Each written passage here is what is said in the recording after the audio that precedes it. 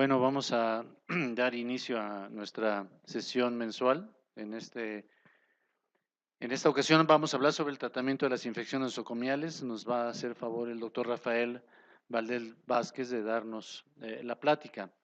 Él es egresado de la Facultad Mexicana de la Universidad Autónoma de Coahuila, Unidad Torreón. Realizó la especialidad de Medicina Interna y su especialidad de Infectología en el Instituto Nacional de Ciencias Médicas y Nutrición Salvador Subirán, así como la maestría en Ciencias Médicas en la misma institución. Trabajó como médico adscrito a la Clínica de Tuberculosis en el Instituto Nacional de Enfermedades Respiratorias y fue subdirector de Epidemiología e Infectología en el Hospital General Manuel G. A. González de la Ciudad de México. Actualmente gerente médico antiinfeccioso de Pfizer México. Él es miembro del Grupo Nacional Asesor en Fármaco-Resistencia en Tuberculosis del Centro Nacional para la Prevención y Control de Enfermedades, CENAPRESE, y fue profesor titular de la Cátedra de Infectología en la Facultad de Medicina de la Universidad de La Salle, profesor titular del curso de alta especialidad en Epidemiología Hospitalaria y Control de Infecciones y profesor adjunto del curso de especialidad en Infectología de los programas de residencias y especialidades médicas UNAM, Secretaría de Salud. Miembro del Comité Directivo de la Red Mexicana para el Estudio de las Enfermedades Infecciosas Emergentes. Cuenta con varias publicaciones nacionales e internacionales relacionadas a la investigación en tuberculosis, resistencia bacteriana, epidemiología hospitalaria, control de infecciones y ha sido profesor invitado en congresos nacionales e internacionales, así como capacitador en tuberculosis resistente para los programas del control de tuberculosis por parte de la OMS y la Unión Internacional de Lucha contra la Tuberculosis. Esto es un pequeño resumen de su currículum. Entonces, si gustan, alguien, si gusta alterarse a alguien más, por favor lo googlean y ya se enteran de todo lo demás. Por favor, doctor Valdés Vázquez, si eres tan amable de dar inicio a la plática, te lo agradeceré. Gracias, con muchísimo gusto. Creo que ya está activo. Para que puedan ingresar a dicha aplicación. Perdón.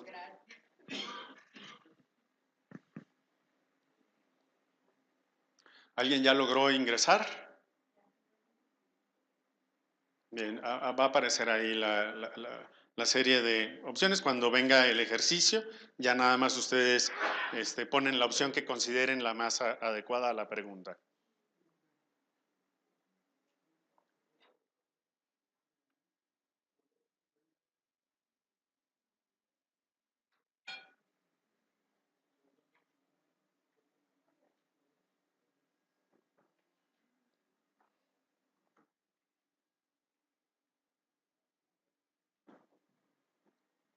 A ver, ustedes son millennials, así ustedes lo tienen que hacer más rápido.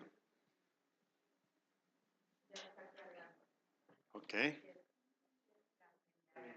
Bien, pues avancemos entonces. Vean, este es algunos de los datos que provienen de esta plataforma, el que se llama Red Hospitalaria de Vigilancia Epidemiológica, en donde hospitales de toda la República, tanto privados como públicos, van reportando cuáles son sus infecciones nosocomiales y vean la categoría que tenemos aquí. Las infecciones del torrente sanguíneo ocupan por mucho el primer lugar, seguido por las neumonías, incluyendo las neumonías asociadas a la ventilación mecánica.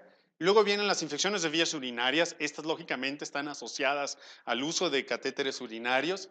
La infección del sitio quirúrgico ocuparía el cuarto lugar y luego ya vendrían otro tipo de infecciones en donde se incluyen aquí en gran medida, y aquí vale la pena mencionarlo, que son las enfermedad diarreica aguda de origen nosocomial, que en pocas palabras es colitis pseudomembranosa por Clostridium difficile, lo cual está constituida ya ahora como una verdadera epidemia a nivel nacional y casi todas están contenidas en este rubro. Vean cómo son los servicios que con mayor frecuencia reportan una infección asociada a atención en salud.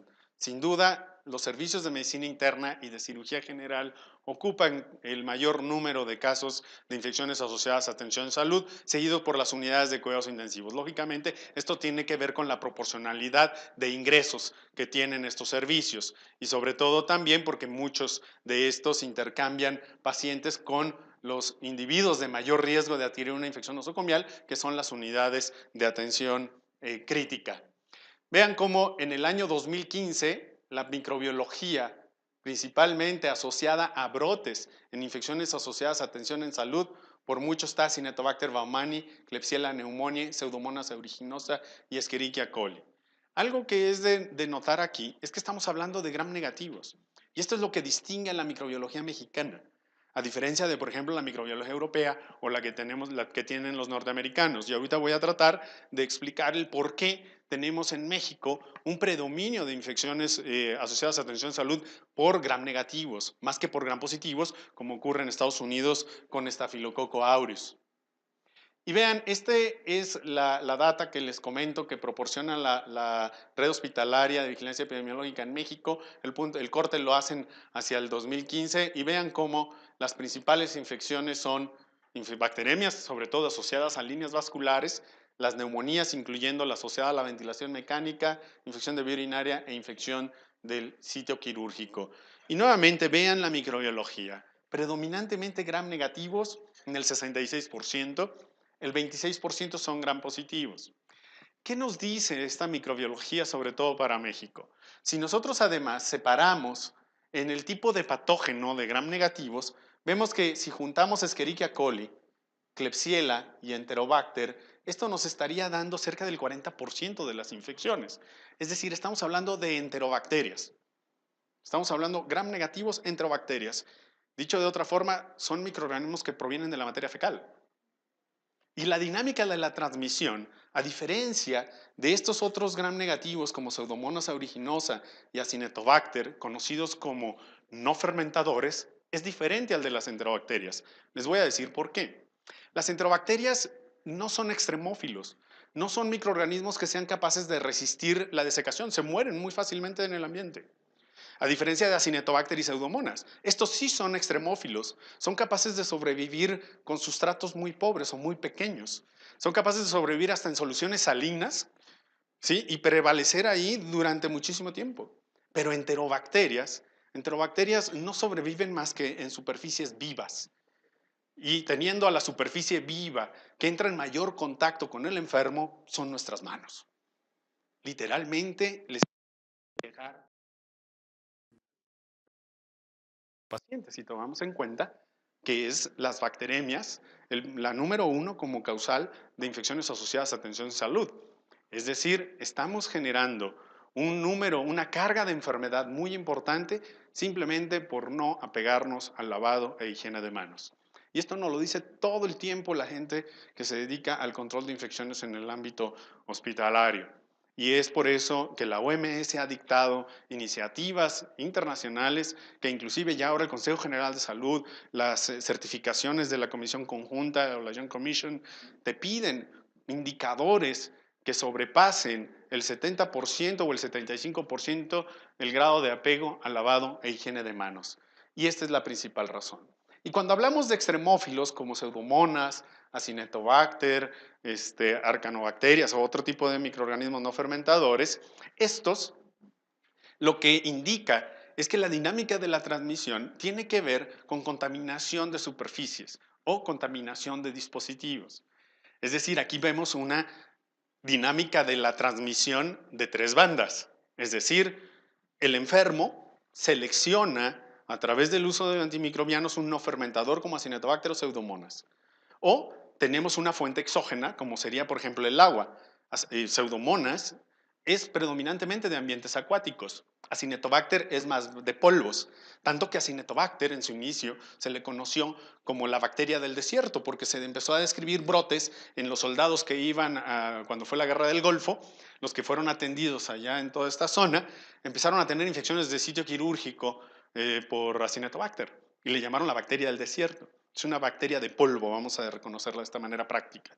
Y de ambientes acuáticos es Pseudomonas. Pero lo importante es que estos dos microorganismos son capaces de persistir durante días, durante semanas en superficies. Que si estas no son sanitizadas, la siguiente banda, o sea, yo les decía que esto era una dinámica de transmisión en tres bandas, son ahora nuestras manos.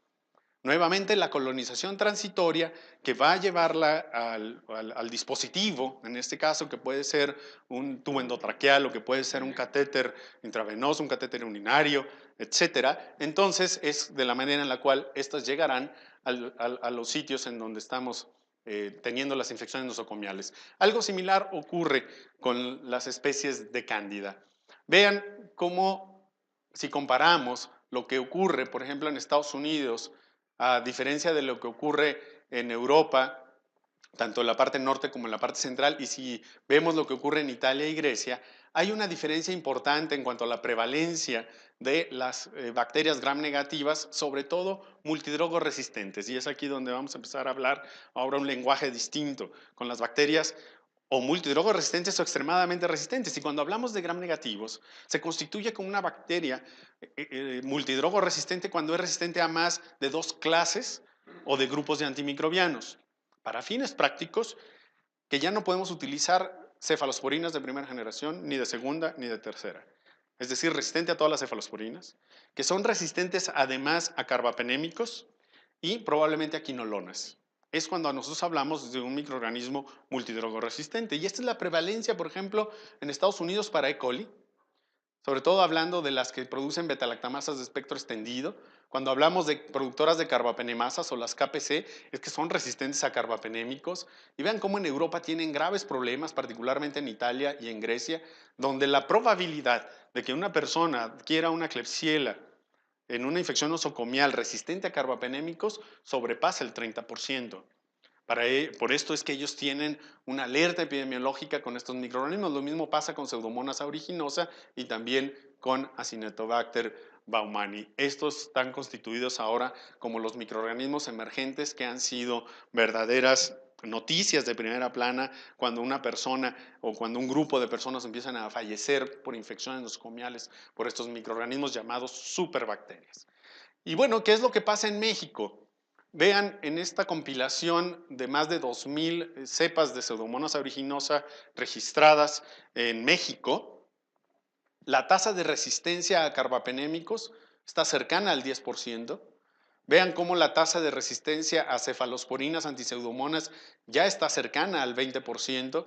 La resistencia a aminoglucósidos sobrepasa el 20%. Algo muy parecido le está ocurriendo también a ciprofloxacina. Y aquí estamos hablando de microorganismos eminentemente nosocomiales. Esta es otra publicación. Aquí lo que puse este contraste con esta otra publicación, porque muy probablemente toda esta sean subestimaciones, porque cuando se hacen registros de grupos de hospitales, este por ejemplo fue hecho en hospitales de Jalisco y también de Durango, vean cómo la tasa de resistencia a los carbapenémicos está por el 13%, a piperacilina tazobactam cerca del 16%, más del 20% a aminoglucósidos, más del 20% también a quinolonas. Aquí quiero mencionarles, esta es otra plataforma de la cual también nosotros podemos consultar cómo está la prevalencia de resistencia de nuestras infecciones nosocomiales. Esta es una plataforma de acceso libre, solamente tienen que registrarse, se llama Atlas Surveillance. Realmente es una data muy útil. Aquí están registrados 3 hospitales en México que aportan información a esta base de datos. Ustedes pueden inclusive graficar la tasa de resistencia a diferentes microorganismos y a diferentes antimicrobianos. Aquí yo les traigo, por ejemplo, de más de 600 aislamientos de Pseudomonas aeruginosa. El porcentaje de resistencia a carbapenémicos, al menos en estos 3 hospitales que proporcionan datos, la resistencia a carbapenémicos está cercana al 40%, lo cual, imaginen los problemas que tienen estos hospitales para tratar estas infecciones cuando estamos hablando de un microorganismo multidrogo resistente. Si ahora lo estratificamos hacia lo que ocurre en las unidades de terapia intensiva en la plataforma esta de la red hospitalaria de vigilancia epidemiológica, vean las tasas de resistencia a quinolonas es mucho mayor. Lo mismo ocurre con imipenem y también con meropenem. Perdón, aquí tengo un error, tengo que aclarar. No es Pseudomonas aeruginosa, este es Acinetobacter. Por eso es que aquí aparece ampicilina sulbactam. Por definición, Pseudomonas es resistente natural a ampicilina sulbactam, pero este es más bien es Acinetobacter. Entonces vean cómo también tenemos el problema de Acinetobacter resistente a carbapenémicos. Así, Se han hecho muchos esfuerzos para tratar de identificar cuáles son los factores de riesgo para que una persona adquiera una infección nosocomial, pero no nada más eso, sino ahora por un microorganismo multidrogo resistente o que tenga resistencia a varios grupos de antimicrobianos. Vean, lo podríamos dividir en 4 categorías. Primero, lo que serían las características basales del paciente, mayores de 70 años y que tengan comorbilidades, principalmente con índices de Charlson de más de 3. De hecho, quienes ahorita ya hayan hecho la contabilidad, yo creo que ustedes ya pueden reconocer que el 80% de los pacientes que están hospitalizados tienen estas condiciones. Son factores de riesgo prácticamente inherentes. Es muy importante conocer también el antecedente epidemiológico, hospitalización previa, es decir, hospitalizaciones durante el último año, que hayan tenido hospitalización prolongada, definida como aquella que dure más allá de 5 días. Ese ya se considera actualmente como una hospitalización prolongada, que además provenga de hospitales que tienen reporte de brotes o que sean endémicos de microorganismos multidrogo resistentes, que hayan estado en una unidad de cuidados intensivos, que además tengan brote en el hospital y que venga de un área específica donde se hayan reportado brotes de microorganismos multidrogo resistente, o que venga de áreas endémicas. Por ejemplo, la OMS, o ustedes visitan la página de la CDC, y ustedes pueden ver ahí cuáles son los países que tienen alertas por ejemplo, de Escherichia coli NDM1. La Escherichia coli NDM1 es ahora una alerta a nivel mundial porque en lo que es la India, o prácticamente todo el Medio Oriente, China, parte también de Israel, también Inglaterra y Francia, tienen alertas epidemiológicas porque ellos ya se consideran endémicos de una Escherichia coli NDM1. ¿Qué quiere decir esto? La NDM1, esta Escherichia coli, es capaz de producir una metalobetalactamasa capaz de hidrolizar a todos los betalactámicos, incluyendo los carbapenémicos. Estamos hablando de una enterobacteria, de una E. coli. Salmonella también ahora ha adquirido este gen de resistencia a NDM1, se llama Nueva Delhi número 1, por eso es NDM1. Salmonella también ya lo ha adquirido y ahora tenemos brotes de salmonella en algunas partes del mundo resistentes a todos los antimicrobianos disponibles. Por eso ahora ha cambiado, no sé si ustedes han visto, la decisión de modificar el tratamiento para diarrea del viajero cuando se sospeche Campylobacter y o Salmonella con acitromicina, porque por la habilidad de que puedas tener cepas extremadamente resistentes tanto de Campylobacter como de Salmonella. Ahora imaginen tener una NDM1 en vía urinaria, en una urosepsis o en una infección de vía urinaria técnicamente no complicada, resistente a todos los antibióticos que se puedan estar disponibles. Y por eso se emiten estas alertas y se considera también muy importante investigar de dónde puede estar viniendo un paciente como un factor de riesgo para un microorganismo multidrogo resistente. Esto también es fundamental, el uso reciente de antimicrobianos, sobre todo en los últimos 3 meses, y principalmente aminopenicilinas, cefalosporinas, fluoroquinolonas, no se digan carbapenémicos y aminoglucósidos. Si el paciente en este tiempo, en menos de 3 meses, ha recibido alguno de estos antimicrobianos, ya se considera un factor de riesgo patógeno específico para multidrogo de resistencia. Y podemos estratificarlo inclusive por padecimiento. Si, por ejemplo, tuvo una infección de vía urinaria y utilizó fluoroquinolonas, lo más probable es que vayamos a tener Escherichia coli productoras de beta-lactamasas. ¿Por qué una quinolona se asocia a E. coli blest? Pues resulta que hay E. coli uropatógenas, de hecho hay cepas bien identificadas, que el codón que codifica precisamente para la beta-lactamasa de espectro extendido OXA 36 se activa con una fluoroquinolona. Por esta razón, la FDA, desde el año mayo del 2016, emitió una alerta y una restricción, no restricción, es una recomendación de limitar el uso de fluoroquinolonas para infecciones no complicadas. Es un warning ahora de no utilizar quinolonas para infecciones no complicadas cuando se tienen otras opciones de tratamiento.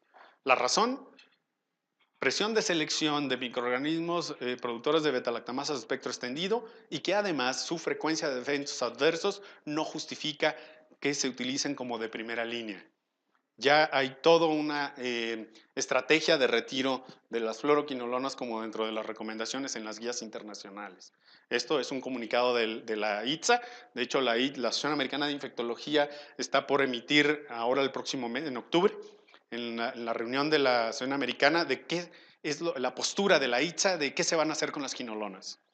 Porque además las quinolonas se ha visto que también son inductores de Clostridium difficile y hay una asociación directa de quinolonas con Clostridium difficile, otra razón más para tener cuidado con las quinolonas. Algo bien importante, la colonización previa. Colonización previa ya sea intestinal con enterobacterias productoras de betalactamasas de espectro extendido o con enterobacterias resistentes a carbapenémicos, principalmente Klebsiella y Enterobacter. ¿Esto por qué es fundamental? Pues brevemente déjenme explicarles lo que ocurrió cuando yo trabajaba en el GEA González en el 2010.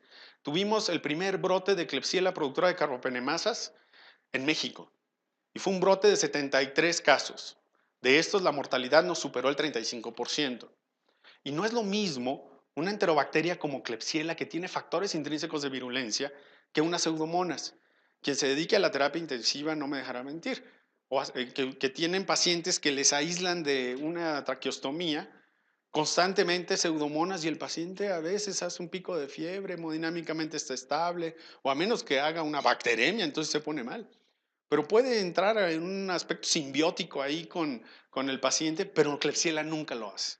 No hace este estado de colonización o de equilibrio, porque Pseudomonas, conforme gana resistencia, pierde virulencia. Klebsiella no. Klebsiella mantiene sus factores intrínsecos de virulencia. Entonces, ¿qué es lo que pasa? Si tú tienes un paciente, un brote en el hospital, con un microorganismo que además es virulento y que además tiene resistencia a muchos antibióticos, esta persona a lo mejor sobrevive, sale a la comunidad, pero siempre existe el riesgo de que regrese. Y al regresar, él va a estar colonizado por estos microorganismos y te puede generar un nuevo brote dentro del hospital. Estos pacientes tienen que egresar con una etiqueta de que está colonizado o que tiene un antecedente de haber cursado con una infección por un microorganismo resistente. Para lo cual, una vez que ingrese, este paciente tiene que manejarse con aislamiento de contacto, sí o sí, porque de otra manera te puede generar este paciente un brote o ese mismo enfermo padecer de una infección invasiva por un microorganismo extremadamente resistente. Lo mismo ocurre, por ejemplo, con Staph aureus meticilino resistente. Ahora hay lineamientos muy claros que, por ejemplo, paciente que va a neurocirugía por vía transesfenoidal, pacientes que van a trasplante, tienen que estudiarse, sobre todo si están colonizados o no por un microorganismo de esto y realizar una estrategia de descolonización antes del procedimiento. Lo mismo ocurriría, por ejemplo, como les comentaba, lo que ocurre con los dispositivos de traqueostomía, que se colonizan fácilmente por microorganismos de esta naturaleza. Y no se diga aquellos enfermos que tienen apoyo mecánico ventilatorio, que tienen catéteres o a veces muchas vías de acceso, gastros o yeyunostomía o los individuos que están en hemodiálisis. Así se han tratado de hacer inclusive escalas de predicción. Aquí ya nada más les pongo dos que son de las más populares. Inclusive si hay alguien aquí de medicina interna, ¿hay alguien de medicina interna, de residentes? Doctora, aquí tiene una gran idea. Si no tienes tema para tu tesis, ¿sí? Fíjate, si no tienes tema para tesis, aquí tienes un gran tema para tesis. Que pudieras validar los criterios de Tumbarello o de Johnson, los scores de Tumbarello y de Johnson para este hospital. Así de sencillo nada más. Puedes consultar aquí la referencia y la verdad que sería un trabajo muy sencillo y ver si para México esto es reproducible, ¿no? Es una idea sencilla, fácil de ejecutar y que además no sabemos si este escenario es igual que lo que les está ocurriendo. Por ejemplo, Tumbarello es un griego y Johnson está en Inglaterra. Entonces, creo que podemos también tener una idea de los factores de riesgo que podría tener un paciente para desarrollar una infección por un microorganismo productor de beta-lactamases de espectro extendido, muy parecidos a los que habíamos descrito en la tabla anterior. También se han hecho otros ejercicios para ver esto, Enterobacterias resistentes a carbapenémicos. Aquí aplica algo muy similar para Pseudomonas y también para Cinetobacter. Entonces vean nuevamente Tumbarillo y aquí aparece Miller, este es un norteamericano. Y nuevamente hospitalizaciones previa, cirugías, uso de dispositivos. Vean aquí nuevamente uso reciente de carbapenémicos y o fluoroquinolonas en los últimos 3 meses. Hospitalizaciones recientes, por lo menos 2 hospitalizaciones recientes, todos estos son factores de riesgo para microorganismos resistentes a carbapenémicos. Y vean lo que también les había comentado, cómo se contrasta la microbiología de las infecciones asociadas a tensión en salud, en este caso es de neumonías asociadas a la ventilación mecánica, cómo aquí predomina Staphylococcus aureus. En nuestro ámbito predomina Pseudomonas aeruginosa y Acinetobacter y también enterobacterias. En Estados Unidos, vean cómo es diferente la microbiología. Nuevamente, es fundamental que conozcamos cuál es la microbiología de nuestro hospital, sobre todo para poder dirigir las acciones terapéuticas específicas. Esto es lo que ocurre en la neumonía asociada a la ventilación mecánica en México, Pseudomonas aeruginosa, es decir, gram negativos. Y en cuarto lugar viene Staphylococcus aureus en casi un 10%. Así, en el tratamiento de las infecciones asociadas a tensión en salud, es fundamental conocer la microbiología, porque la microbiología de cada sitio hospitalario determinará el tratamiento inicial. Y además, si sabemos que Pseudomonas, Acinetobacter, enterobacterias, sobre todo las productoras de beta-lactamasa de espectro extendido y Staphylococcus aureus, hablando de neumonía asociada a la ventilación, es la microbiología más importante en México. Así, el tratamiento inicial debe de ir dirigido a esta microbiología. Y este es un lineamiento que aparece en todas las guías de práctica clínica, ya sea las de la CDC, de la Asociación Americana de Infectología, de la Europea, etc. Veamos ahora con el escenario clínico microbiológico. Si nos posicionamos en la aplicación, porque ahí viene el escenario y les voy a pedir que me ayuden con sus opciones. Tenemos un paciente que tiene una neumonía asociada al ventilador con todos los criterios diagnósticos y se le hace una tinción de Gram del aspirado bronquial, donde se observan cocos Gram positivos y bacilos Gram negativos. Y la pregunta, ¿qué tratamiento antimicrobiano indicarían? Aquí tenemos las opciones, perdón. Piperacilina tazobactam en monoterapia, piperacilina tazobactam más vancomicina, meropenem más vancomicina, meropenem o piperacilina tazobactam más linezolid, o de plano ninguna de las anteriores, prefieren otra opción de tratamiento. Bien, aquí vamos viendo cómo se mueven las opiniones. Aquí yo no tengo ningún truco para maquillarlo, no como los de Morena, que aquí no sé cómo sacan las encuestas, pero... A ver. Bien. A ver, nos esperamos todavía un poquito más, porque ahí veo todavía quienes están haciendo selecciones. Mire, doctor, ¿me pasa, por favor, ese maletín para darles aquí lugar que... Acá hay un lugar, ¿eh? Bien, pues vean, aquí una tercera parte, bueno, ya aumentó, 40%, dijo que monoterapia con piperacilina tazobactam. Aquí utilizaron una combinación de piperacilina tazobactam con vancomicina, 10% meropenem o piptazo con linezolid y alguien opinó que ninguna de las anteriores. Bien. Si la microbiología en este sitio fuera, por ejemplo, una Pseudomonas aeruginosa principalmente, o enterobacterias productoras de beta-lactamasas de espectro extendido, como la microbiología dominante y no tuvieran aislamientos de Staphylococcus aureus, tomando como punto de corte el 10%, este sí sería, este sería el tratamiento de elección, monoterapia con piperacilina tazobactam. Podría ser una buena alternativa de tratamiento. Ojo, la clave estaría no dar un antiestafilocóxico si la prevalencia de neumonía asociada a la ventilación mecánica por Staph aureus meticilino resistente es inferior al 10%. ahí sí se justificaría dar monoterapia con un fármaco antiseudomonas. ¿Qué fármaco antiseudomonas? El que les diga la prevalencia o lo que sería la vigilancia microbiológica. Por ejemplo, déjenme decirles aquí algo que ocurre en Médica Sur, que es donde yo hago mi práctica privada. Ahí tenemos una cepa nosocomial muy peculiar de pseudomonas, porque es resistente a carbapenémicos, pero es susceptible a ceftazidima. Y alguien podría decir, ay, no, eso no es posible. Sí es posible, porque Pseudomonas es uno de los microorganismos que puede tener mecanismos de resistencia múltiples, aditivos o también excluyentes, a diferencia de las enterobacterias. Por ejemplo, ¿cómo se explica que tú puedas tener susceptibilidad a ceftazidima y resistente a carbapenémicos? Resulta que la resistencia a carbapenémicos está dada por un gen que cierra las compuertas de los carbapenémicos que se llaman porinas.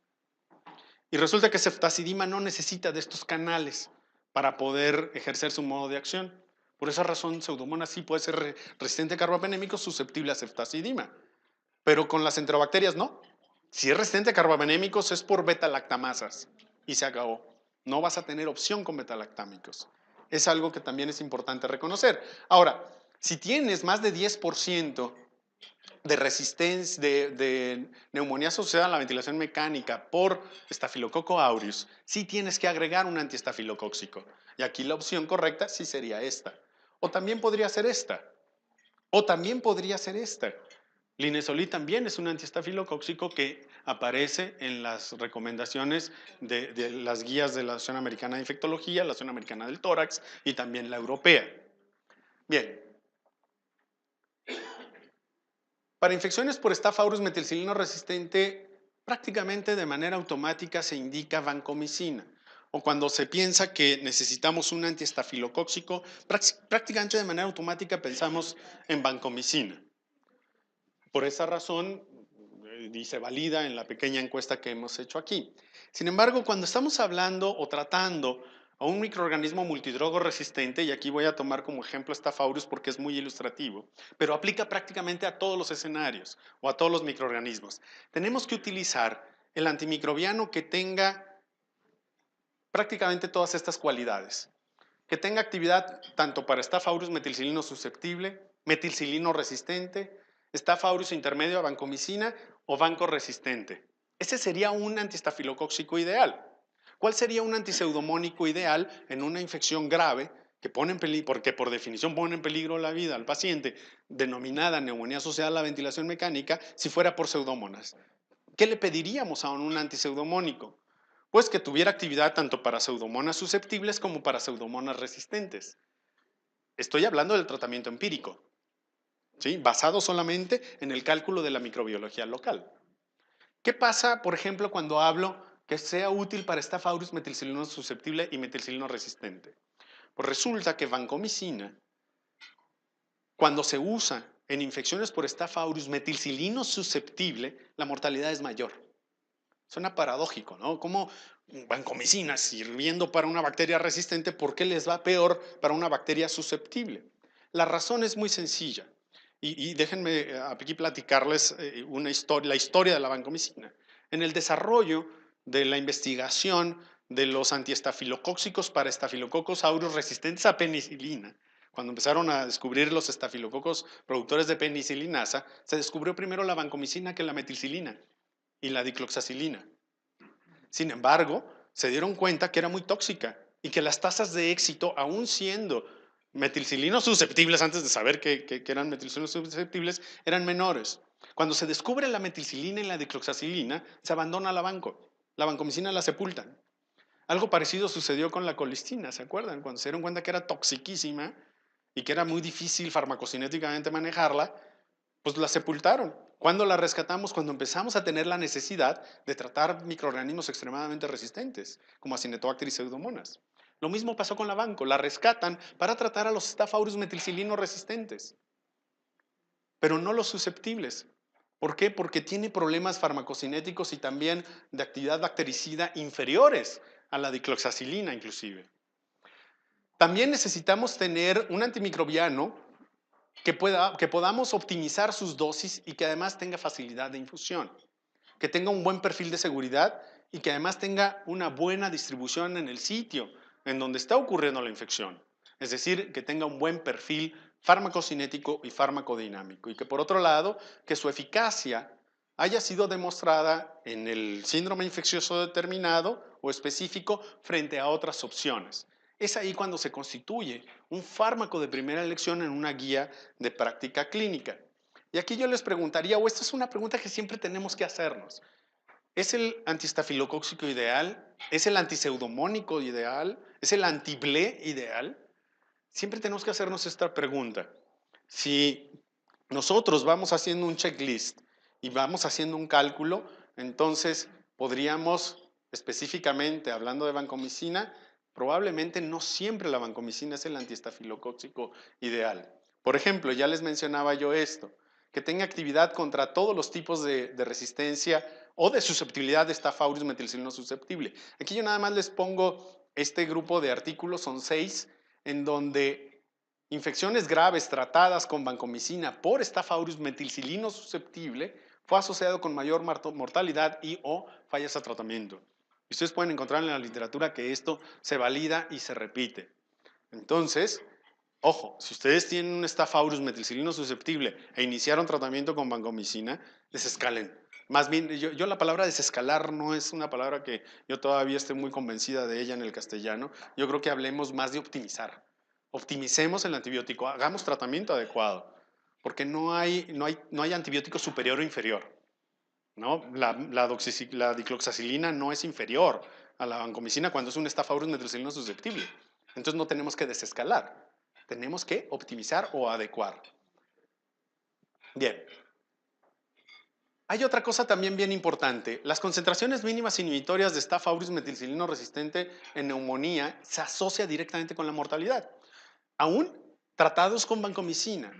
Si nosotros tenemos, por ejemplo, concentraciones mínimas inhibitorias de Staphylococcus aureus a metilcilina superiores a 1, la mortalidad se te va incrementando y si tenemos 2 se te incrementa hasta en un 50%. Y esto hablando de pacientes tratados con vancomicina.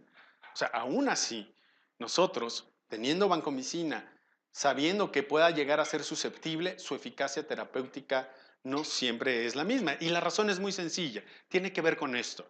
La vancomicina tiene muchos problemas de optimización en cuanto a su farmacocinética y su farmacodinamia. Vean, para lograr una distribución adecuada, es decir, que pueda, mal llamado, penetrar, los antibióticos no penetran, los antibióticos se distribuyen, un antimicrobiano para que pueda distribuirse en un tejido, en este caso el pulmonar, necesita tener entre 15 y 20 microgramos por mililitro en sangre, medidos.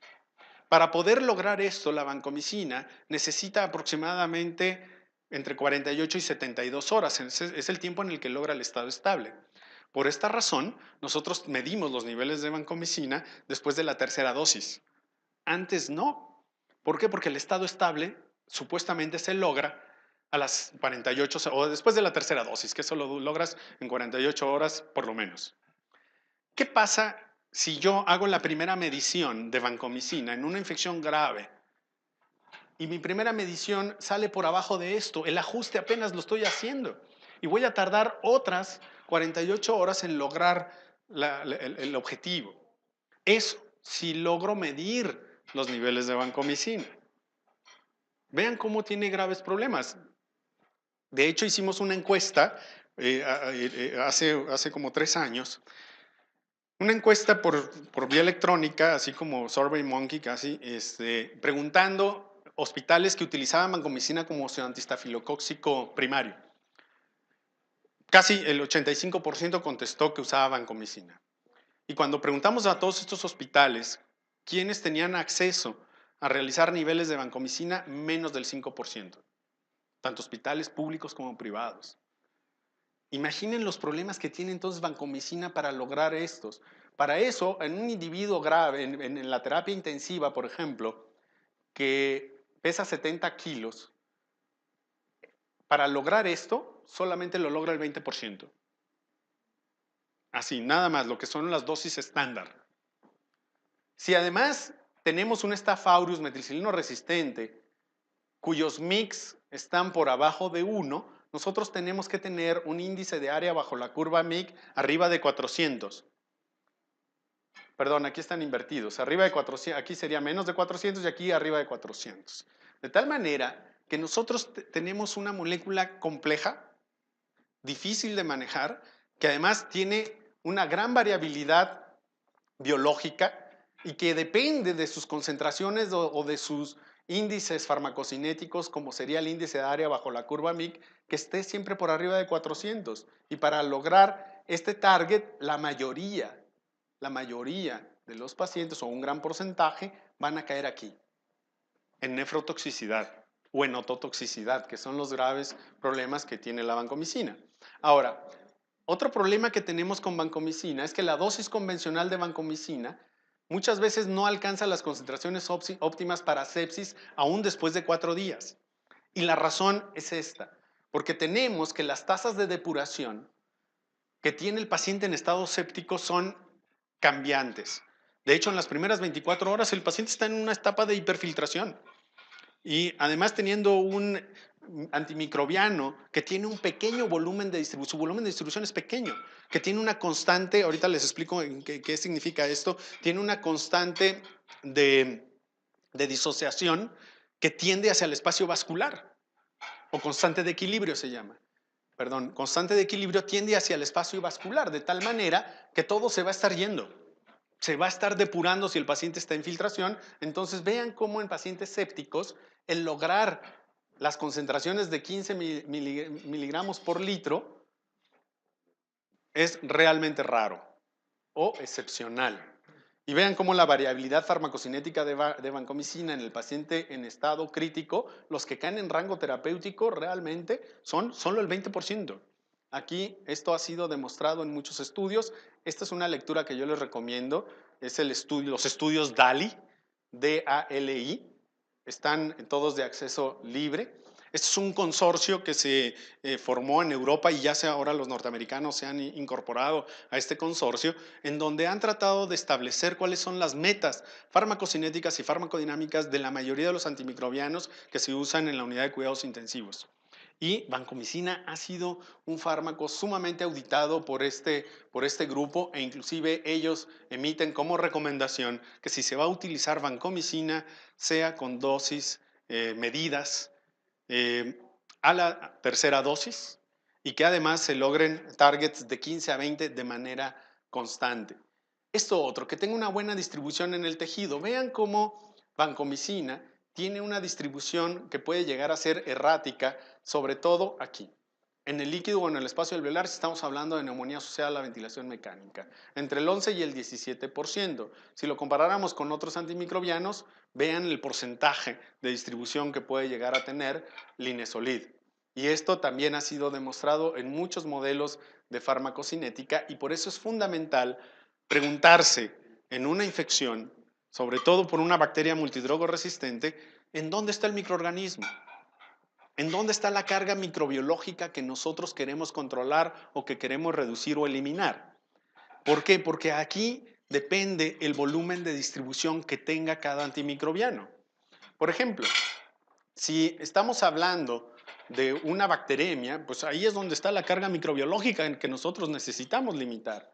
Si tenemos que la infección está en el pulmón, está generando una sepsis abdominal o está en la vía urinaria, pues tenemos que pensar en este espacio, en el líquido extracelular, y entonces necesitamos un antimicrobiano que tenga un amplio volumen de distribución, que vaya y llegue a los tejidos en cantidad suficiente y permanezca ahí el tiempo suficiente para conseguir las metas de la terapéutica infecciosa. Y por otro lado, si la infección está intracelular, pues entonces necesitamos todavía mayor volumen de distribución para que inclusive pueda traspasar todo esto y que además su constante de equilibrio favorezca hacia el intersticio y también hacia el espacio intracelular. Y aquí déjenme nada más ponerles un ejemplo. Toda esta manera de ver la terapéutica antimicrobiana, puedo decirles sin temor a equivocarme, que es novedosa. Nosotros mismos, los infectólogos, hemos tenido que ir entendiendo cómo la farmacocinética y la farmacodinamia tenemos que traspolarla a la terapéutica antimicrobiana cuando nos estamos enfrentando a bacterias extremadamente resistentes. y que no podemos nosotros escatimar en ello, en no optimizarlo, a eso me refiero. Entonces, vamos a suponer que nosotros tenemos aquí una molécula de antimicrobiano que tiene que pasar al líquido extracelular, pasar a la grasa y muchas veces también la necesidad de llegar al espacio intracelular. Pongamos el ejemplo aquí. Si tenemos que una persona promedio tiene 42 litros, porque el 60% del volumen de agua, digo, del peso corporal es agua, y si nosotros lo dividimos en 3 espacios bajo un modelo compartamental farmacocinético, que así es como se estudia la farmacología clínica, sería que el 5% está en el espacio intravascular, que serían aproximadamente entre 3.5 hasta 5 litros, en el intersticial 15%, que sería alrededor de 10 a 12 litros, el intracelular hasta 28 litros. El ejemplo de vancomicina. Vancomicina, su volumen de distribución, y esto ustedes lo pueden consultar en las tablas de PKPD, que inclusive vienen en el Sanford o en las guías de terapéutica antimicrobiana, ahí vienen las tablas. Si ustedes vean cómo el volumen de distribución de Vanco es de 0.7 litros por kilo. Esto quiere decir que tendríamos, ¿sí?, 0.7 por 70. Si nosotros lo transformamos a litros, serían 49 litros. Estos litros tienen que distribuirse en estos 3 espacios. Pero recordemos que la constante de equilibrio que tiene vancomicina es que tiende hacia el espacio vascular, no hacia el intersticio. Por eso es que su porcentaje de distribución hacia el tejido pulmonar es muy bajo. Y si nosotros lo vemos hacia el espacio intracelular, pues menos. Por esta razón, si nosotros lo comparáramos con Linezolid, que tiene un volumen de distribución de 5 litros, no de 0.7, vean cómo, y aparte su constante de equilibrio tiende hacia el espacio intersticial y también al intracelular. Lo mismo pasa con tigeciclina. Tigeciclina junto con clindamicina y tetraciclinas son los antimicrobianos, y quinolonas también, por supuesto, son los antimicrobianos que tienen el mayor volumen de distribución y que tienen la mayor constante de equilibrio que tiende hacia el espacio intersticial y también hacia el intracelular. Vean la cantidad de litros que podemos llegar a tener nosotros en el espacio intersticial o inclusive en el intracelular cuando hablamos de tigeciclina o cuando hablamos, por ejemplo, del Linezolid, pues tendríamos a más de 300 litros. Bien. Y por otro lado esto, que nuestro antimicrobiano en una infección nosocomial o cuando estemos enfrentando una bacteria multidrogoresistente tenga eficacia demostrada frente a otras opciones. Aquí yo una vez escuché a un amigo mío, muy querido, un gran infectólogo colombiano, que él decía que, en este caso fue Wyatt, fue Farmacia Option, cuando hizo los estudios del Linezolid, se hubiera ahorrado millones de dólares si él solamente hubiera hecho un estudio de farmacocinética. Porque hicieron ensayos clínicos controlados monumentales para comparar vancomicina versus Linezolid. Pero si hubieran hecho solamente estudios farmacocinéticos, hubiéramos llegado a la conclusión de que era echar a pelear un tigre contra un burro amarrado, porque realmente la concentración que tiene el Linezolid en pulmón sobre vancomicina, aún vancomicina medida, calibrada a concentraciones séricas, pues es infinitamente superior y esto quedó demostrado en todos los ensayos clínicos controlados de Linezolid frente a vancomicina. Por esta razón, vean cómo en las guías de práctica clínica para el manejo de la neumonía asociada a la ventilación mecánica lo ponen como las recomendaciones de tratamiento. Neumonía asociada a la ventilación o neumonía asociada a atención en salud, pero que no requiera de ventilación mecánica. Primero hay que identificar los factores de riesgo que ya los mencionamos anteriormente. Si el paciente además está en choque séptico, si el paciente además tiene alteración pulmonar estructural preexistente o falla cardíaca, o tiene antecedentes de que en la unidad de cuidados intensivos tiene una prevalencia que supera el 10% de Staph aureus metilcinino resistente o desconocida, estas son las alternativas de tratamiento. Piptazo o un carbapenémico como agentes antiseudomonas, más vancomicina o Linezolid. Y ponen siempre la recomendación que si se va a utilizar vancomicina, se tienen que hacer monitoreos para poder llegar a los targets que ya les había yo mencionado. Si no tenemos ninguno de estos factores de riesgo, vean cómo los tratamientos pueden ser en monoterapia. Así que las respuestas que tuvimos al escenario clínico epidemiológico microbiológico que pusimos, pues prácticamente todas fueron correctas, dependiendo de en qué escenario estábamos nosotros, ¿no? Entonces, cuando tenemos este escenario, vean cómo nosotros, si no tenemos manera de medir vancomicina, el tratamiento sería una oxazolidinona y en este caso sería linezolid. Pasemos a otro escenario.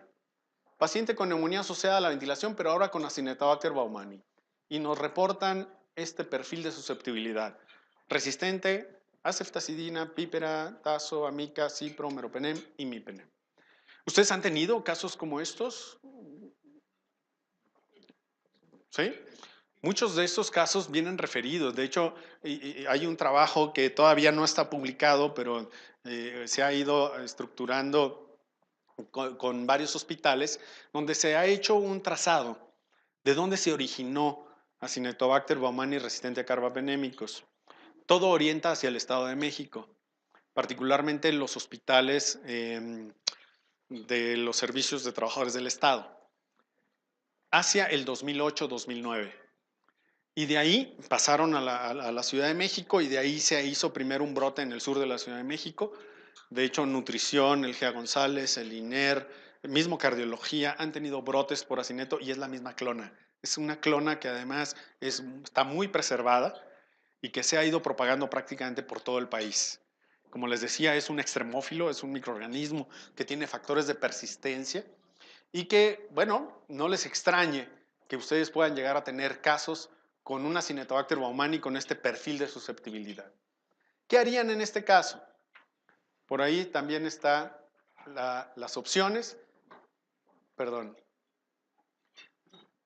dar ceftolozane tazobactam, dar ceftazidima avibactam, tigeciclina en combinación con otro antimicrobiano que pueda ser útil para Acinetobacter, o utilizar colistina, que en este caso es colistimetato sódico, que es el que hay en México, también en combinación con algún otro fármaco.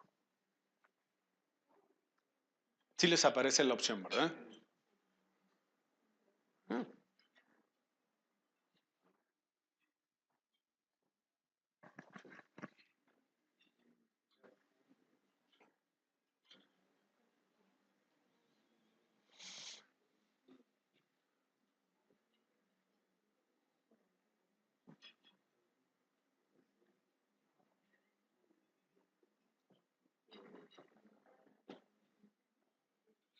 Bien, bien interesante. Ceftolozane tazobactam y ceftazidina avibactam son dos de las cefalosporinas, digamos, nuevas que vienen en combinación con un inhibidor de beta-lactamasas, aunque el tazobactam es un inhibidor de beta-lactamasas ya conocido en el componente que viene de piperacilina, y el ceftolozane sí como una cefalosporina antiseudomónica nueva.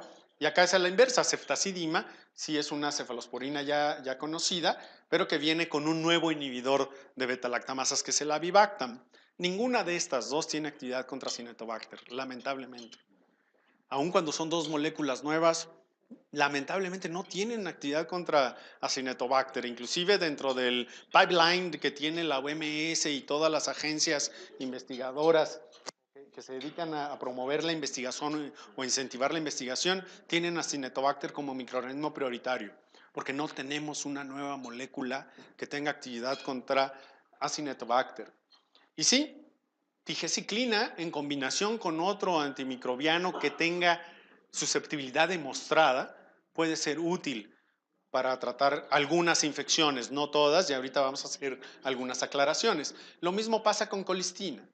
Colistina también es una opción o una alternativa para el tratamiento de Acinetobacter, pero siempre en combinación con otro fármaco contra Acinetobacter, y aquí vamos a analizar algunas cosas. Las opciones para tratar infecciones por Acinetobacter resistente a carbapenémicos, lo abrevio de esta manera, tradicionalmente han sido los carbapenémicos, pero ahora tenemos el problema de Acinetobacter resistente a carbapenémicos. Pocos ensayos clínicos hay para evaluar la seguridad y eficacia de viejos y nuevos antimicrobianos. De hecho, cuando uno va a los congresos internacionales, hay simposios, hay filas de pósters de experiencias de hospitales que han tenido brotes de Acinetobacter, que han tenido que tratarlos con lo que tienen.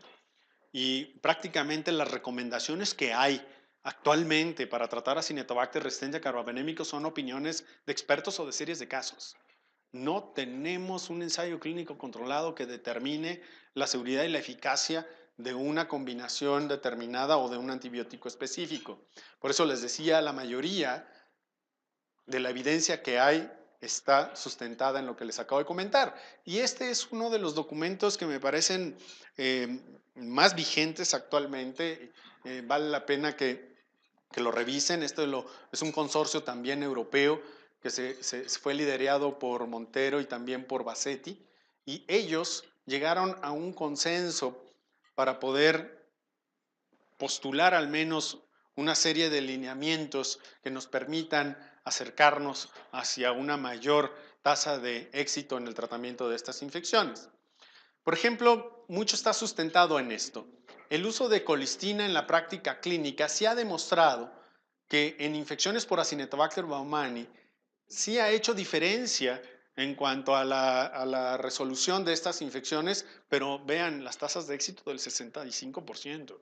Tampoco son las idóneas, pero son a las que podemos nosotros aspirar. Por otro lado, también, algo que es fundamental es que cuando se diseña una estrategia de tratamiento para una bacteria como estas, siempre tiene que ser un tratamiento combinado, nunca en monoterapia. Ese es quizá el primer mensaje. Nunca en monoterapia, siempre en terapia combinada. Y el razonamiento es esto. Primero, prevenir la heteroresistencia. ¿Y qué es que resulta? Que Acinetobacter tiene la capacidad de hacer este fenómeno. Se los explico brevemente.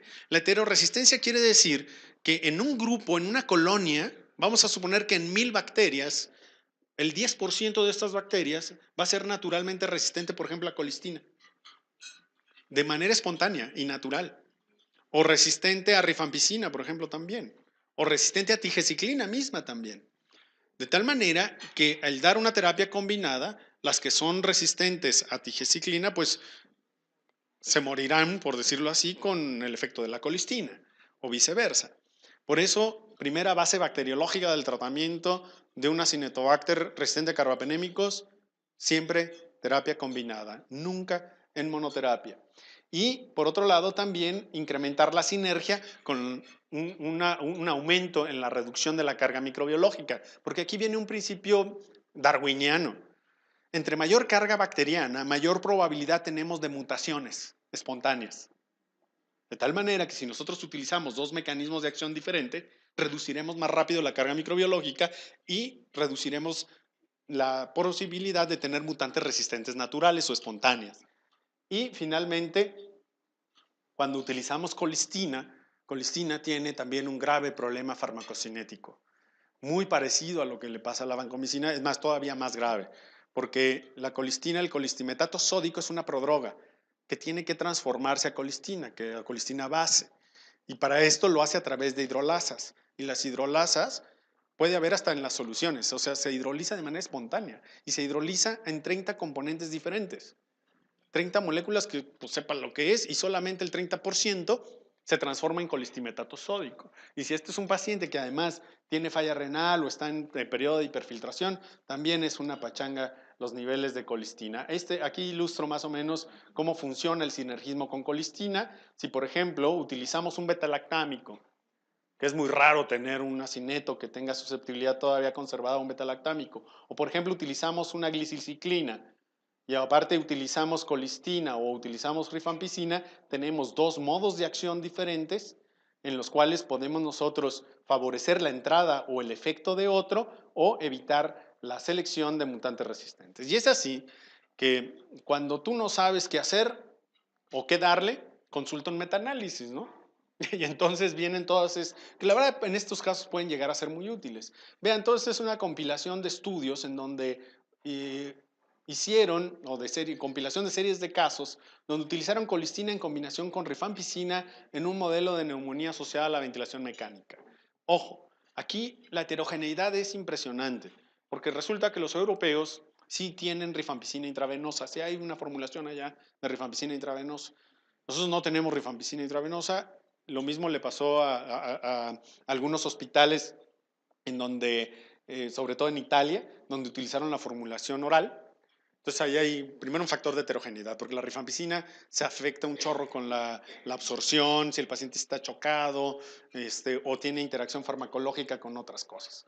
Pero bueno, lo que sí se demostró es que cuando se utilizaba colistina y rifampicina, pero en este modelo, solo en neumonía asociada a la ventilación mecánica, no en tejido blando, no en bacteremia, solamente en neumonía asociada a la ventilación mecánica, demostró favorecer la combinación versus la monoterapia solo con colistina. Entonces, ¿cuál es la primera conclusión? En neumonía asociada a la ventilación mecánica, el utilizar colistina en combinación con rifampicina puede llegar a ser una buena opción. Por ahí hay uno de estos estudios que es de Tumbarello también, que ellos demostraron que dando colistina más rifampicina más colistina inhalada micronizada, las tasas de curación, tanto clínica como microbiológica, eran superiores a dar solamente colistina intravenosa con rifampicina. Otras combinaciones que también han sido reportadas, colistina más tigeciclina.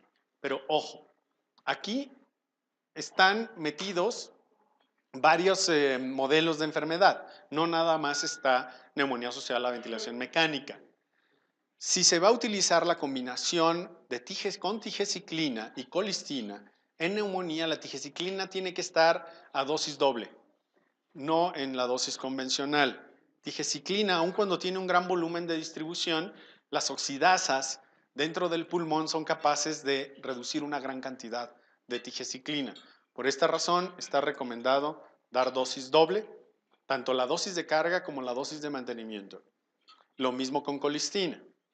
Y bueno, aquí hay que tener mucha precaución con los efectos adversos, tanto de colistina como de tigeciclina, que el principal efecto adverso que tiene tigeciclina es la náusea. Genera una náusea terrible, pero si el paciente está sedado o está en ventilación mecánica, no debería de ser un problema. Casi todos los estudios donde se ha utilizado tigeciclina en el modelo de neumonía es con dosis doble. Si es un modelo de sepsis abdominal, aquí está más fácil, porque ahí sí, tigeciclina inclusive tiene concentraciones superiores a colistina. Aquí diríamos, si nosotros hiciéramos una comparación a cómo funciona el tratamiento antirretroviral, el tratamiento antirretroviral tiene un backbone, ¿no? Tiene un medicamento base y tienes un aditivo.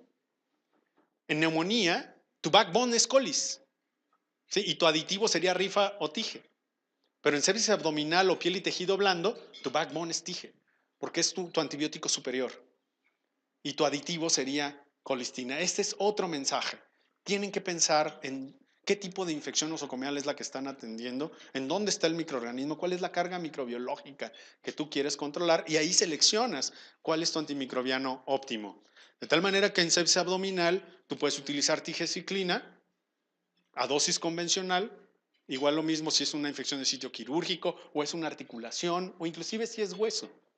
Y colistina, no te mates dando dosis altas, no utilízalo solamente como un aditivo, ¿sí? Y no te estreses tanto. Pero si es pulmón, aquí yo el que tengo que optimizar es colistina y voy a utilizar otro segundo fármaco en el cual yo también tengo que pensar en cómo lo voy a administrar. Bien, esto es para enterobacterias. Aquí ya no es Acinetobacter, aquí creo que son enterobacterias y aquí es enterobacterias resistentes a carbapenémicos, monoterapia versus combinación. Y aquí ya vienen las combinaciones con un carbapenémico. Y aquí vamos a ver algo también interesante. Vean cuando tenemos pseudomonas. Si nosotros tenemos unas pseudomonas que es resistente a ceftazidima, resistente a cefepime y susceptible a carbapenémicos, pues podemos utilizar un carbapenémico. Aquí no tenemos ningún problema. ¿Sí? Esto es lo que todos quisiéramos. Pero vean cómo ya, esto está extraído de unas guías de práctica clínica europeas. Vean cómo no mencionan ya quinolonas.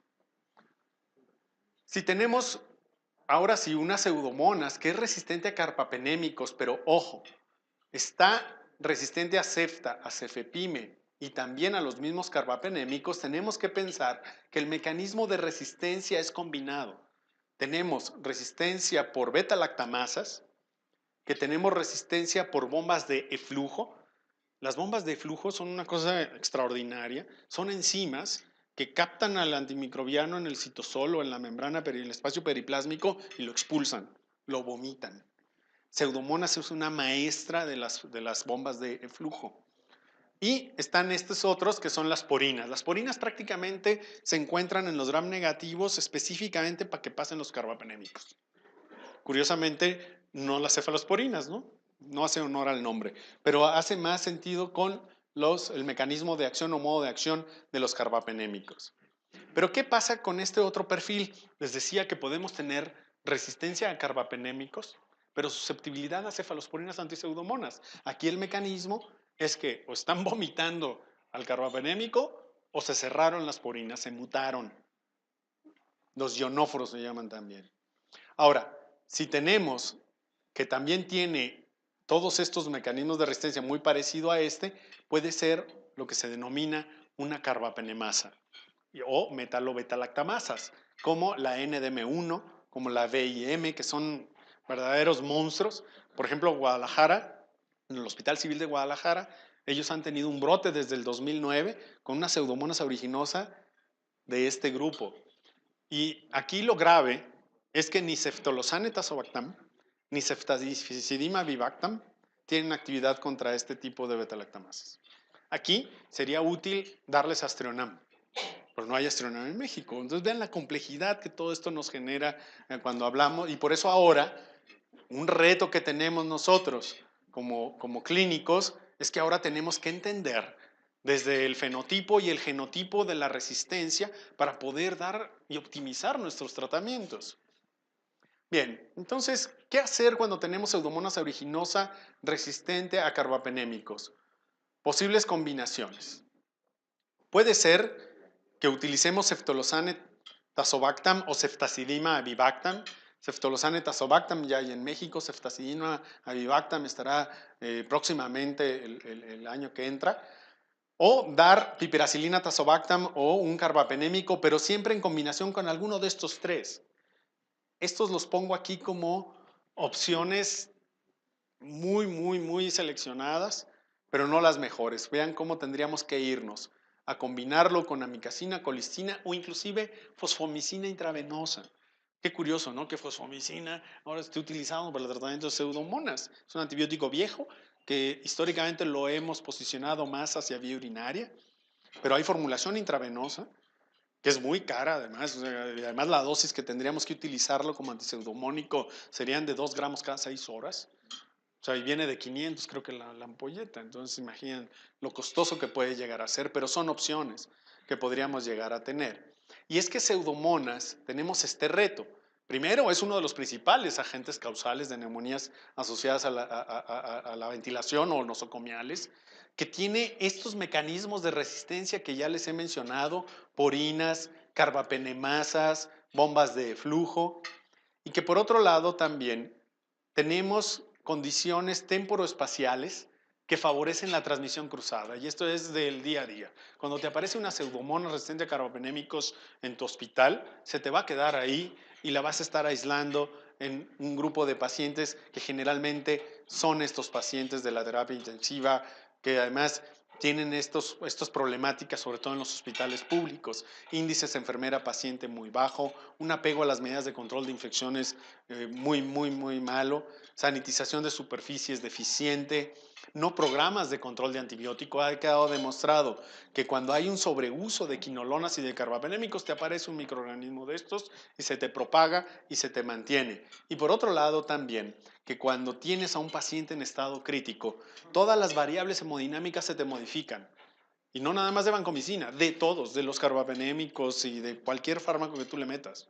De tal manera que ahora tienes que ser muy acucioso en hacer los ajustes necesarios para optimizar la farmacocinética y la farmacodinamia de los antibióticos. Por esta razón, viene este concepto de utilizar las denominadas infusiones continuas de betalactámicos. Y aquí ya nada más quiero dar algunos mensajes clave.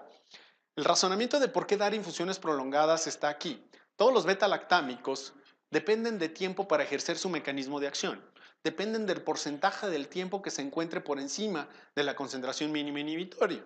De tal manera que si yo tengo una concentración mínima inhibitoria determinada o determinada alta y yo acorto el intervalo entre la dosis, mi porcentaje del tiempo por encima de la MIC va a ser mayor. Visto de otra forma, si yo tengo aquí una concentración mínima inhibitoria, voy a denominar baja, y yo tengo una dosis estándar, pues yo voy a estar logrando el 40% del tiempo por encima de la MIC. Casi todas las posologías estándar están calibradas para que te den por lo menos esto, 40% del tiempo por encima de la MIC. Pero si yo tengo una MIC aumentada, es decir, una bacteria que incrementa su resistencia a un antimicrobiano determinado, y yo lo que hago es acortar el tiempo entre la dosis, vean cómo se me incrementa mi porcentaje del tiempo por encima de la MIC. O todavía más allá, yo tengo un microorganismo todavía más resistente y yo lo que doy es una infusión prolongada del antibiótico, lograré un porcentaje mayor del tiempo por encima de la MIC. O de plano, doy una infusión continua. Esta es una estrategia que ahora cada vez más se está difundiendo en la literatura y se ha validado además y ya representa inclusive en algunos guías de práctica clínica una cuestión de alto nivel de evidencia.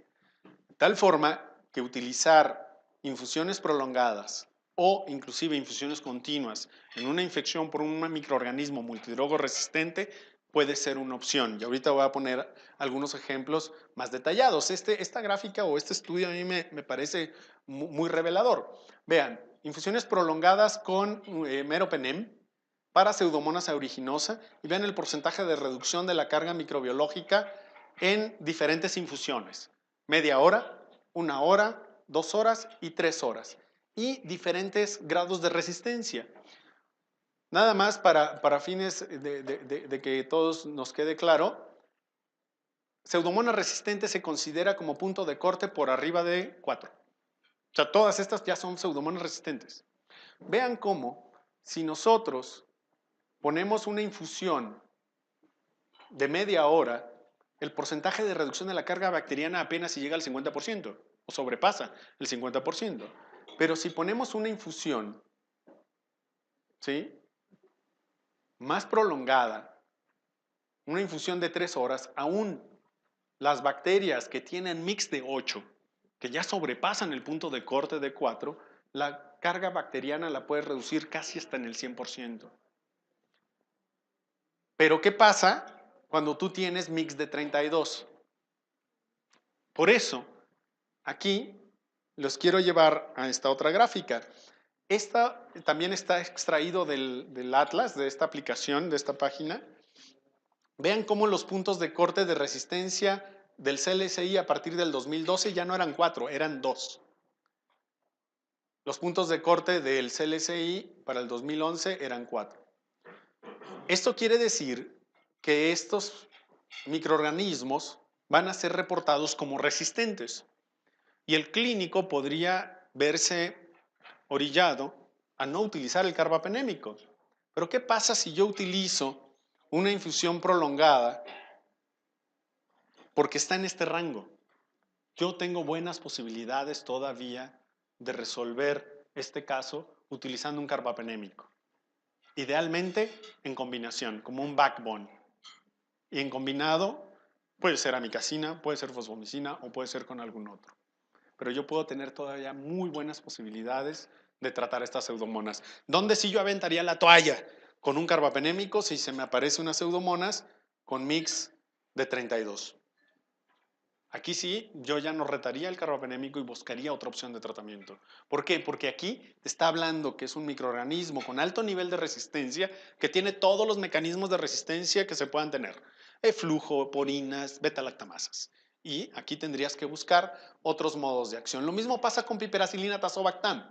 Nosotros podemos dar infusiones prolongadas e inclusive, ojo, aquí lo voy a ilustrar más adelante, tiene mucho que ver la estabilidad del fármaco cuando se pone en una infusión continua o prolongada.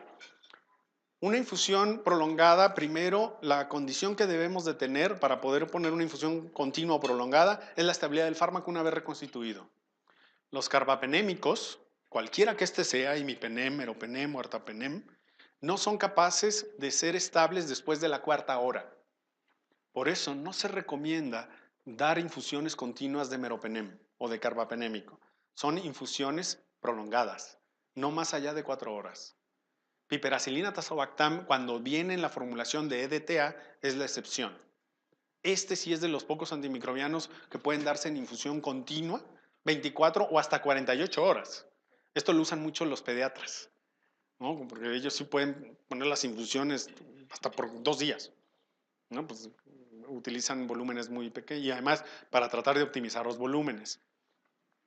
Y además, lo que les decía, esto ha pasado la prueba también de la experiencia clínica, en donde el dar infusiones continuas o infusión intermitente, más bien dar infusiones continuas supera las tasas de cura microbiológica y de curación clínica en diferentes modelos, particularmente en el de neumonía asociada a la ventilación mecánica. Pero aquí hay otro mensaje a llevar a casa. Nosotros cuando damos una infusión prolongada probablemente no la imaginamos así. Pero realmente lo que ocurre es esto. ¿Por qué? Porque a veces hay dosis faltantes. ¿Qué es lo que pasa cuando uno prescribe un antimicrobiano para iniciarlo a las 2 de la mañana? Generalmente se esperan a que den las 8 para podérselo pasar. Y luego hacen estos ajustes raros, ¿no? De van corriendo el horario, dicen, ¿no? Y si nosotros ponemos una infusión prolongada, que ya te movieron el horario, fíjense que aquí es determinante también conocer lo que es la traducción de la vida media. Una vida media, uno tiene como idea de que está estructurada para poder estimar la frecuencia de la dosis. Pues no, lo más importante de la vida media es que significa que el 50% del medicamento se ha eliminado en un tiempo determinado. Eso quiere decir la vida media. Y que por otro lado también tú necesitas entre 4 y 5 vidas medias para lograr el estado estable. Esto quiere decir que si mi vida media es de 1 hora, yo necesitaría 4 horas para poder lograr el estado estable. Y aquí me estoy poniendo el ejemplo de meropenem, que su vida media es de 1 hora. Si a mí me cierran la llave porque al paciente lo llevan a tomografía o lo bajan a quirófano y al primero que sacrifican siempre es al antibiótico y favorecen a las aminas y a todo lo demás, cierran la infusión, para que yo logre nuevamente el estado estable tienen que pasar otras 4 horas. Entonces ahí se me da el recrecimiento bacteriano y ahí se me da también la selección de mutantes resistentes. Por eso, cuando se utiliza una infusión continua o prolongada, tiene que haber una agenda del antibiótico.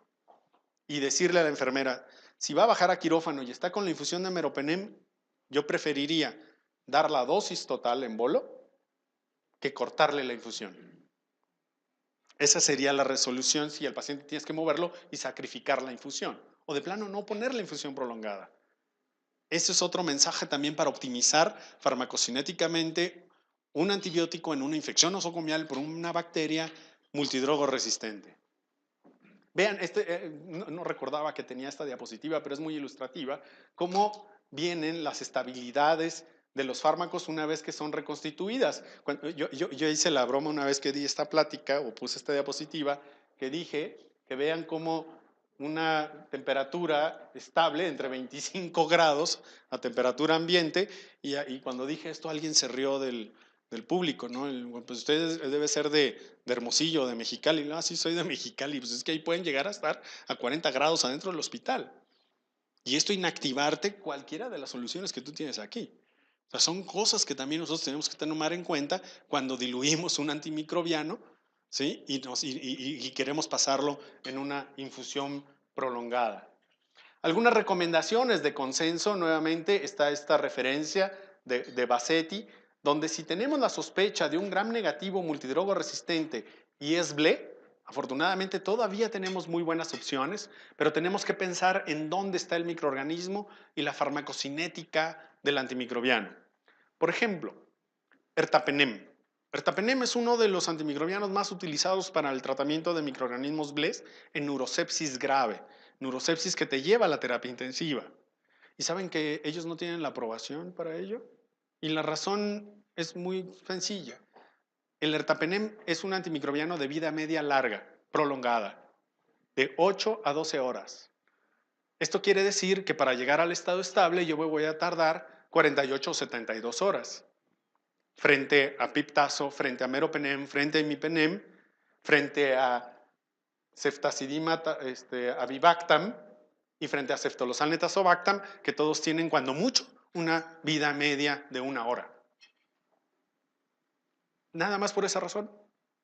Entonces, vean cómo ahora salen estas propuestas para tratar infecciones graves por BLES, son estas. Y en ninguna aparece ertapenem. Ok, ertapenem, si no quieres utilizar un fármaco antiseudomonas, que ese es un razonamiento para utilizar ertapenem y me parece válido.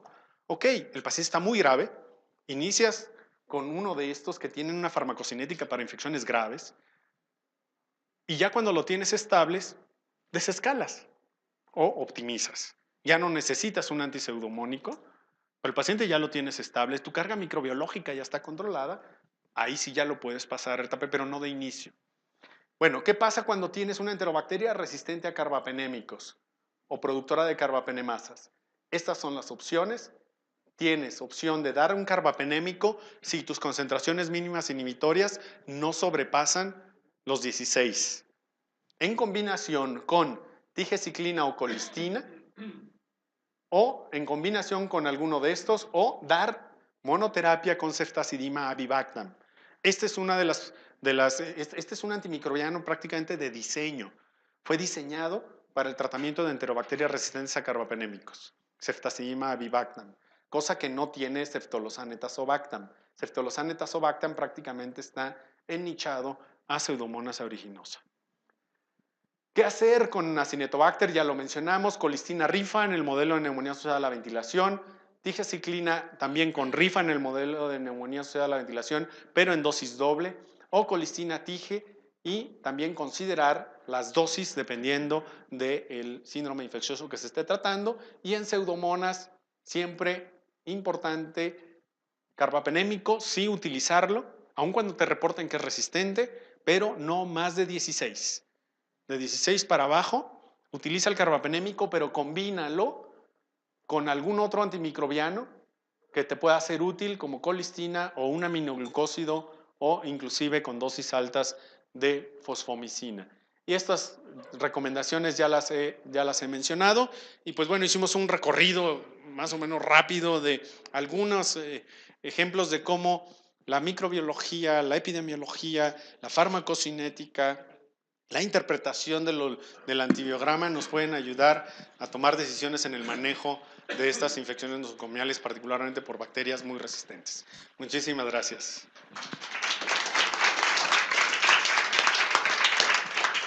Bueno, como ustedes ven, fue una revisión pues relativamente rápida, pero muy profunda. Entonces, si alguien quiere hacer algún comentario o pregunta, sí, doctor. Hablamos mucho de las dosis y de la forma.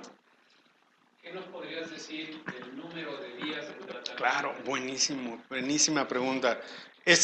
Ahora el paradigma ahora del tratamiento antimicrobiano más importante, creo, es la duración del tratamiento. Y mucho se ha ido ahora hablando de los tratamientos acortados. De hecho, ahora tenemos que irnos siempre a los tratamientos más cortos posibles.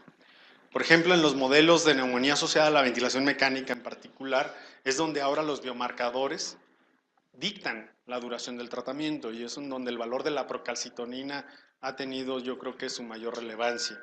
En donde si tú tienes ya las metas de la terapéutica antiinfecciosas definidas como control de los síntomas y limitación de la extensión del daño, es decir, que puedas al paciente tenerlo en parámetros mínimos del ventilador o en vías de extubación, que tengas tus marcadores de inflamación ya normalizados, fiebre, leucocitosis y una procalcitonina normal, y así sea en el 5.º día de tratamiento, se acabó. No hay necesidad de prolongarlo. Inclusive ya hay ensayos clínicos que han demostrado que tratamientos de 5 a 7 días en neumonía asociada a la ventilación mecánica es suficiente. Si no se han cubierto las metas de la terapéutica antiinfecciosa, entre 5 y 7 días algo está pasando. Tiene que reevaluarse qué es lo que está ocurriendo. Hay fallas en la definición o en la caracterización del síndrome infeccioso. Hay focos sépticos no controlados. Esto sucede mucho en la sepsis abdominal. Esto nos pasa mucho con los equipos quirúrgicos cuando nos dicen, oye, es que escálale el esquema. A veces no es cuestión de escalar, sino más bien de limitar la fuente de donde se están originando las bacterias. A veces el escalar lo único que va a propiciar es cambiar la bacteria. Cambias la resistencia o el microorganismo. Entonces siempre es importante tratar de ponerse una meta calculada de cuánto va a durar este tratamiento, pero yo creo que ahora la meta siempre tiene que estar alrededor del quinto, séptimo día, ya que si nos pasamos del décimo, algo está pasando, tiene que revisarse, tiene que tomarse opiniones multidisciplinarias para decidir qué es lo que está ocurriendo o qué es lo que hay que hacer con este enfermo y el uso de sus antibióticos. Tanto que, por ejemplo, ahora se recomienda, y esto es una recomendación de la Joint Commission, es que haya comités de terapéutica alrededor de lo que se conoce como antimicrobial stewardships, que en estos comités de terapéutica, a todo paciente y esto lo hacen, por ejemplo, la gente de farmacia, en donde ellos tienen códigos que detectan cuando un carbapenémico para un paciente específico ya rebasó el séptimo día. Se dispara una alerta que le llega al comité de terapéutica y el comité de terapéutica dice, a ver, siéntense por favor y díganme por qué este paciente lleva más de 7 días de un carbapenémico, o por qué lleva más de 7 días de anfotericina, o por qué lleva más de banco, etcétera, y se buscan estrategias para poder limitar al máximo el uso de antimicrobianos como parte de otras estrategias de lo que son los antimicrobial stewardships. Pero es una observación fundamental. Siempre considerar el tiempo y no como antes lo hacíamos, ¿no? Tradicionalmente, 7, 14, 21. Parecían como marcadores de fútbol americano, ¿no? Pero realmente nadie sabía de dónde salían. A veces salían de ensayos clínicos controlados, ciertamente, porque había que poner un timing determinado en el ensayo clínico, pero no había un marcador que te pudiera decir hasta aquí lograste la meta. Por eso ahora viene todo esto, bueno, les digo, un paradigma que tenemos ahora que ir cambiando. Sí, doctor Vázquez. Ahondando un poco en la pregunta de Federico, en los pacientes diabéticos que son sometidos a prostatectomía o alguna invasión pulmonar, el enterococo fecalis ha sido un germen que se ha encontrado muy frecuentemente, pues no sé, pero creo que en muchos hospitales está presente. Y el tratamiento, sobre todo en los pacientes urológicos, que traen sonda por a lo mejor 15 días, se la quitan y habitualmente les dejan el antibiótico por un mes. Y el enterococo fecalis sigue igual y no se mueve, con una gran cantidad de leucocituria. Y entonces, en esos casos, ¿qué recomendación sería? Ciertamente, enterococo forma parte de los denominados microorganismos escape, es un acrónimo, donde la E pertenece a enterococo, ¿no? S de Staphylococcus, K de Klebsiella, etc. Y es que enterococo, como usted bien dice, también tiene estos factores de persistencia, sobre todo en algunos sitios corporales, porque es capaz de formar biofilm, es uno de gran formador de biofilm. Y es un gran formador de biofilm en próstata. Le encanta hacer biofilm en las trabéculas prostáticas. Y aquí es bien importante el tomar las decisiones, uno, en si es una bacteriuria asintomática, es una prostatitis crónica o es simplemente, o si tiene una infección de vía urinaria. O sea, esas es como que las primeras 3 preguntas que hay que resolver. Si es una prostatitis crónica, el tratamiento indudablemente es prolongado, son tratamientos de 2 hasta 4 o 6 semanas, con un antimicrobiano que además se distribuya bien en próstata. Si tenemos que es susceptible a una quinolona, es quizá lo más afortunado, sobre todo o si es susceptible a aminopenicilinas, también podría ser de lo más afortunado si nos vamos a ir a un tratamiento de... Ahora, si es una infección urinaria asociada a una sonda, acá muchas de las veces lo que se opta es retiro de la sonda, el cambio de la sonda, dar un tratamiento corto con el antimicrobiano, el cual pueda ser susceptible y que se elimine por orina, y siempre un tratamiento corto, no más de 5 días. Y si es una bacteriuria asintomática, que se ha descartado prostatitis, aunque tenga leucocituria y que tenga urocultivos positivos, pero el paciente está asintomático, que viva en paz y armonía con su enterococo, porque lo peor que uno puede pasar es seguirlo retando con antibióticos. Ahora, si es un resistente a ampicilina, si es un resistente a vancomicina, ahí está, y es resistente a aminoglucósidos, que son los antienterocóxicos que tendríamos disponibles, aquí vienen los malabares. Opciones, ver que el laboratorio nos haga susceptibilidad a tetraciclinas, doxiciclina o tetraciclina básica, así, a la antigüita. Ya no tenemos cloranfenicol, pero hubiera sido también otra opción que también puede tener efecto antienterocóxico, pero ya no hay cloranfenicol. Otras opciones, dosis altas de fosfomicina. Lo malo de la fosfo, doctor, es que ¿cómo se llama? El trometanol, el que viene de 3 gramos, no es suficiente. Tendríamos que dar cápsulas y serían 6 gramos al día. Pues, ¿quién lo aguanta? Ni con el billete ni con la panza. Las opciones también son utilizar linezolid o tedizolid. Y casi son off-label, porque su eliminación en vía urinaria puede ser errática. En próstata se concentra muy bien. En próstata sí muy bien, pero ya propiamente en la vía urinaria sí no es tan bueno. Ciertamente son de los grandes retos. Sí, doctor. Bueno, yo creo que por tiempo, nada más quiero recordarles que trabajamos con un organismo vivo, el ser humano, pero trabajamos con otro organismo vivo que se llaman bacterias y que todos estamos en un constante cambio y permanente. Y a mí sí me gustaría que a partir de la profilaxis con el aseo de manos, también pases el mensaje que el aseo de los celulares. Sí, porque es fundamental. Bueno, todo el mundo habla con los celulares, con pacientes, sin Sí, paciente, sí. en terapia, sin terapia, Sí. en el pasillo, en el baño, en el excusado, se suben a pasar visita. Totalmente Y de el acuerdo. celular anda por todo el hospital. Celular Las y manos los- se las lavan, pero el celular lo dejan celular. sucio Es y agarran correcto. el celular saliendo del baño que se lavaron las manos y yo exactamente lo mismo. Totalmente de acuerdo, Entonces, doctor. Celulares. ¿mande? Pues compra del caro que se lo puedes tirar al agua y lo puedes mojar y no le pasa nada. Estás en el Ángeles del Pedregal, mi querido. Toallitas con alzólico isopropílico.